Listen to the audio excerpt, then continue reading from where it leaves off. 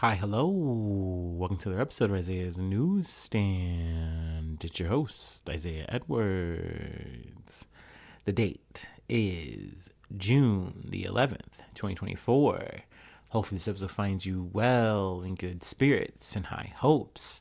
As for me, I went up on a Tuesday, and it was overall pretty good. Work was fine. Overall, it's now that everything is like fixed and back together. I'm reminded that we are in a slow period, so it's nice to just like have some time. Just getting back to that. Little bit of free space area. Yeah, I don't know. I'm saying this really weird, but whatever. I'm warming up. Let's see. Yeah. So overall, today was good. It was nice and easy. Food corner. We had a Mexican beef and rice bowl that we made. It was very yummy with some tortillas. I just put them all in the skillet this time, no fryer, and some tortilla chips. It was very simple, very yummy. Let's see. Is there really anything else personal to report about? No, I'm in a good mood. I feel like I'm in a good place. It feels nice compared to like the weird back and forth energy I was having like last month, where I was like hot and cold every day. Like I felt good and bad, and everything was just kind of blah. But yeah, no, feel good right now. Not really faking the funk or anything like that. So yeah. Let me go ahead and do my startup, and then we'll go ahead and get into it. News, that is.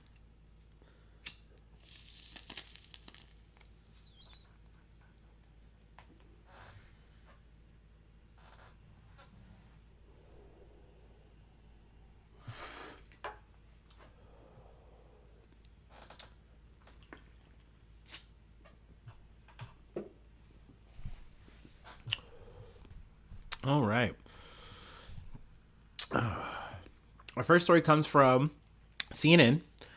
Israel vows to press on in Gaza after UN Security Council approves ceasefire proposal. Now, y'all know I love talking about the UN. They're so useful. They do so many useful things.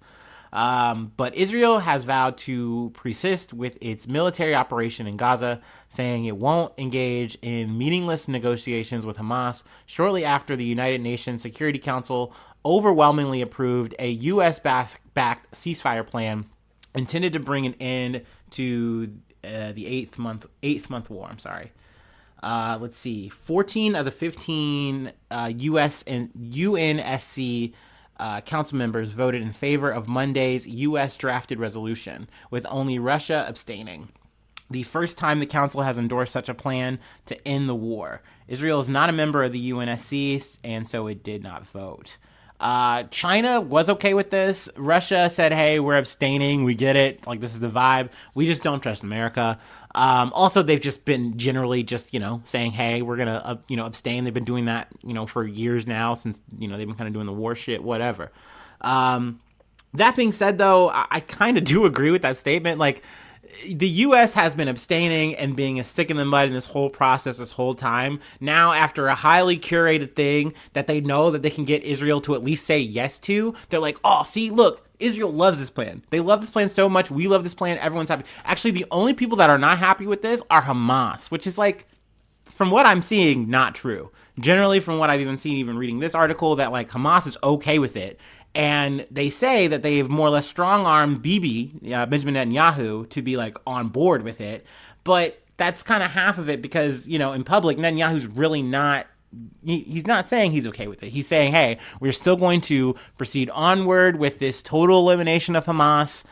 You still see members of the right-wing coalition in his, little fucking group saying, hey, we'll collapse this whole shit if there's a ceasefire that's actually agreed to. Meanwhile, you have Biden and other fucking, administration spokesmen saying, hey, no, Israel loves this plan. It's Hamas that's the problem. So I'm very confused. I'll go ahead and just read from here. Hamas welcomed the adoption of the UNSC resolution, saying in a statement it was ready to engage with mediators to implement measures such as the withdrawal of Israeli forces from Gaza, prisoner exchange, returning residents to their homes, and the rejection of any demographic change or reduction in the area of the Gaza Strip. The resolution says Israel has accepted the plan, and U.S. officials have repeatedly emphasized Israel had agreed to the proposal, despite other public comments from Netanyahu that suggest otherwise. So, excuse me, I'm sorry. So yeah, I mean, that's kind of where the situation is right now. Um, I'm still very upset by this. I mean, once again, even if we were living in a perfect world, um, like the UN still doesn't have any power. Like I don't know. So I like this. It's once again a very symbolic thing, but it's just not enough. I want to actually see something done. That's actually going to save some lives. You know what I mean? So yeah, just wanted to make sure we got that in, called that covered. Let's go ahead and move on to the next beat. Actually, from one Biden to another in the same episode, actually. USA Today, Hunter Biden trial recap. Joe Biden's son guilty on all charges in historic gun case. Man, so it's crazy. In this year, we have former president. He's a felon now, so that's a thing. And now we have a president's son who is now a felon. So I love that. Both sides of the aisle, too. Yeah, I love the balance of this year. A federal jury convicted Hunter Biden of federal gun charges, a historic first for the offspring of a sitting president, after a trial featuring wrenching emotional testimony about his drug use from his ex-wife and sister-in-law. President Joe Biden's son, I don't know why they just didn't call him Hunter there, faces up to 25 years in prison for 3 charges. Lying on a federal screening form about his drug use, lying to a gun dealer, and possessing the gun. Although first-time non-violent offenders typically get shorter sentences. I'm honestly curious if he's even going to get any jail time. I mean, maybe you have to get at least some amount in this situation. I don't fucking know. I know a lot of people are like, oh, is Joe Biden gonna pardon him? I don't know. Maybe. It's definitely fucking possible. But to be honest, like, how do I feel about it? I think this is very funny. I think good. Go for it. Lock his ass up too. I don't give a fuck.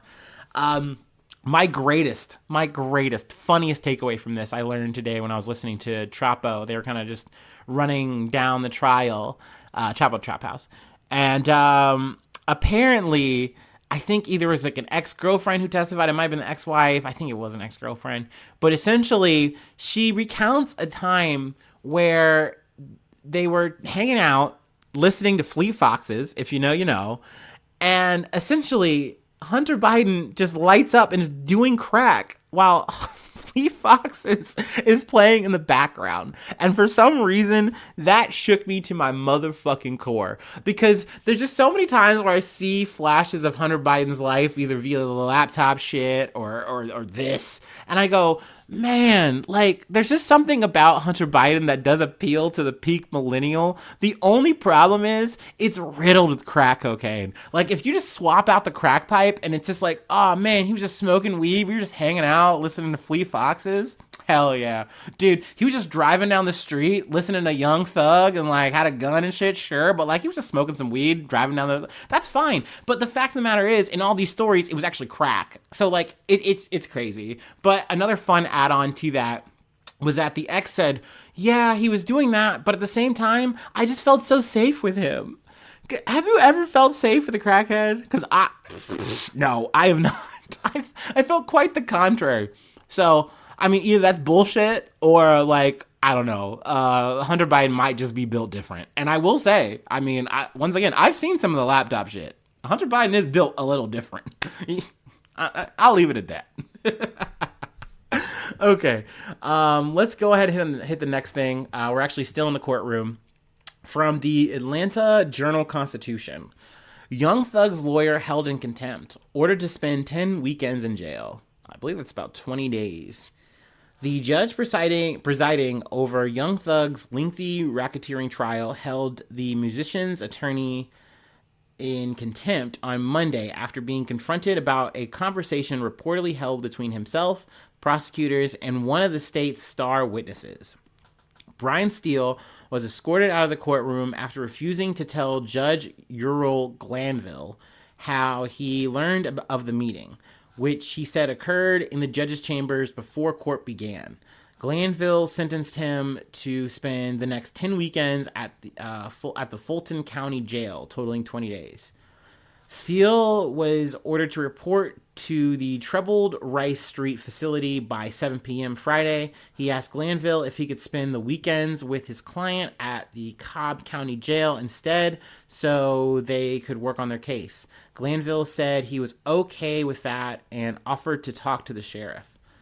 "You got some information you shouldn't have gotten," Glanville told the rapper's attorney earlier in the day before directing a courtroom deputy to take Steele into custody. "You're not supposed to have communication with a witness who's been sworn," Steele told the judge before requesting a mistrial. He was later allowed back into the courtroom. The witness, Kenneth Copeland, spent the weekend behind bars after refusing to testify on Friday, despite an immunity deal that is contingent on his testimony. Copeland apparently had a change of heart on Monday and was brought to the witness stand wearing a blue jail-issued jumpsuit. Something, once again, I kind of plucked from Chapo was apparently they asked him, like, "Hey, what is your age?" And he's like, "I don't know." Like, he just played dumb. He's like, I'm not going to answer. More or less like pleading the fifth or whatever. Essentially, they got him to say he's an adult. And that's the level of non-compliance that he was here for. And, I mean, I fucking love it. Essentially, he's like, dude, fuck this shit. This is a fucking dumbass fucking trial. Fuck this shit. Fuck the judge. Fuck all of it. I don't know, man. I think it's crazy that we're going to have this, like, kind of weird... it's not a sidebar, because, I mean, shit, not even the defense was allowed here, which I think is a big, grievous issue here. But essentially, it's like, hey, he found out about it. He calls it out, Brian Steele. And essentially for that, Glanville's like, oh, well, you got to tell me who the fuck told you. Which I believe most likely it was... what's the name? Copeland. I think most likely maybe he relinquishes information. That's my speculation. Hold on, let me read my highlighted portion here before I forget it. He said he heard that prosecutor Simone Hilton told the witness that he could actually be held until all 26 defendants have their cases disposed of, just regardless of how long that might take. So essentially, I think Copeland was saying, like, hey, I can just sit this shit out for the rest of the trial. If you want to hold me for this shit, fine, whatever, fucking, I'm not doing it. And he's like, bitch, no, I'm going to hold you, and Glanville saying this, like, no, I can hold you until all of this runs out. So it's like, it's a lot longer than maybe you think. And essentially still saying, like, if that's true, what this is coercion, witness intimidation, ex parte communications that we have a constitutional right to be present for. And that's what Steele told Glanville. And then essentially Glanville's like, I just want to know who told you. And, they just kind of go back and forth. And essentially he's like, no, fuck it then. I don't care. I'm just going to hold you in contempt. So it seems like Glanville in this situation is willing to throw this whole fucking trial into just jeopardy on appeal. He doesn't give a fuck. He's like, I don't care. Fuck it. Fuck you. You won't tell me. I'll have you thrown out. I don't care about this trial. Essentially, he was going to have Steele thrown out and have the trial continue. And the remaining defense was like, whoa, we're not going to continue on without our lead defense. Like, what the fuck? No way. And he's like, okay. So I think they eventually were able to work it out that he could come back in. But even so, he still wasn't going to say how he learned about the information. So yeah, I mean, essentially the judge is saying, fuck it, I don't care. I'm more mad that you found this information out and you're not going to snitch. You're not going to relinquish it. But I mean, hell yeah to Steele for, holding frame here. Essentially he's had, people come to his defense and things of that nature. I'm kind of already in the weeds about this shit. There's also, attorney Max Schmidt, who represents defendant Shannon Stillwell. They wanted to see transcripts, and essentially I don't think that happened. So, once again, it's just adding on to the fact that it's like, this is already a fucked up trial. With a lot of holes in it. But I mean, we'll see. I know I should have probably even said, what Young Thug is here for. Essentially, it's a RICO case, for murders and all this kind of gang activity they're trying to tie to Young Thug. And also they're trying to use like his rap lyrics and shit. It's crazy how long this has gone on. I mean, we literally have covered a trial between Trump and Hunter Biden, like both of those trials. Those got wrapped up so much faster. And meanwhile, we have this case going on, and it's not even like halfway. it seems. It's going to be going into next year. Like, that's more or less a confirmed thing. That's crazy. Meanwhile, this whole time, Young Thug has been in jail. He cannot get bail. That's crazy. To me, this is a whole fucked up affair. And not to mention, it's like, okay, so yeah, maybe this does see itself to fruition and we go into appeals. Appeals is not a quick process. Even if it is like, oh, we for sure have a solid appeal here. Like, that doesn't mean that it's actually any kind of like resolution for the person going through, trying to think, the perpetrator or the suspect. I can't think of the right word here. The defendant. Yeah. So I don't know. I think this whole thing is really fucked up. It's getting more fucked up by the day, it seems. But hey, I'm here to cover it. I'm here to talk about this shit. All right, we have one more thing to cover. It's a hell of a lot lighter, but y'all know I love a good protest, so this is interesting. We're going to get in the buff here. Buff on our bikes. But yeah, let me go ahead and take my last break, and we will go ahead and finish this off.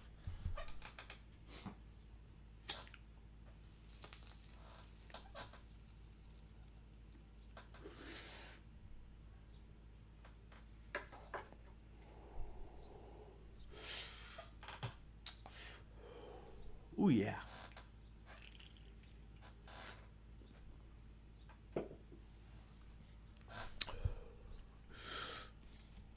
Ooh. All right, from the Evening Standard. Ooh, World Naked Bike Ride London 2024. Date, route, and all you need to know. World Naked Bike Ride London 2024 will attract more than 1,000 nude cyclists to the capital when it returns for its 20th anniversary in June. The WNBR is a global protest movement holding rides in cities worldwide. It raises awareness of issues such as the safety of cyclists on the road, reducing oil dependence, and saving the planet. Very noble. But yeah, I will say, in researching this, I have seen more penises than I'd like to have seen. That's for sure. But that being said, just something to add, you don't have to be in the buff to participate in this. It's just something that it's like, hey, we're doing this to kind of like be alarming, to kind of like get attention.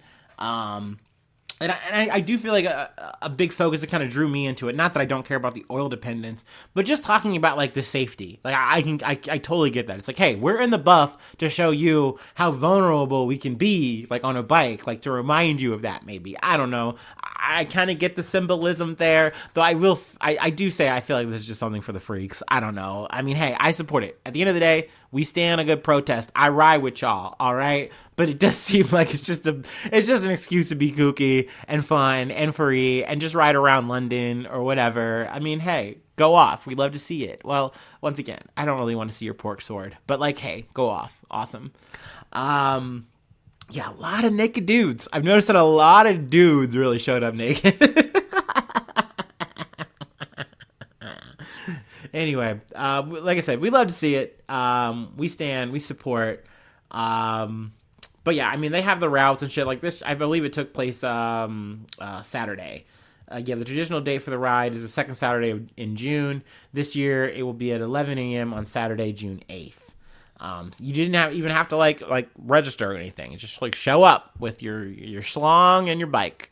Hell yeah. But yeah, on that note, we'll leave it. I want to call it an episode there. Let's see. If you'd like to help out, support the effort, I do have a Patreon. Patreon.com/ZayNews. Become a newsie today. Like I said, shout outs are back on. Top of the month. I'll give them to you. Zay's going to give it to you. Let's see. Free ways to hit me up. ZayNews1@gmail.com. And then let's see here. Free ways to hit me up outside of the email. Let's say you're a youngin', I'm on all the socials, Hit me up there. Find me there. Let's see. Thanks so much for tuning in. Thanks so much for being a friend. And hopefully I see you soon for some more good news. I love ya. Bye-bye. Mwah.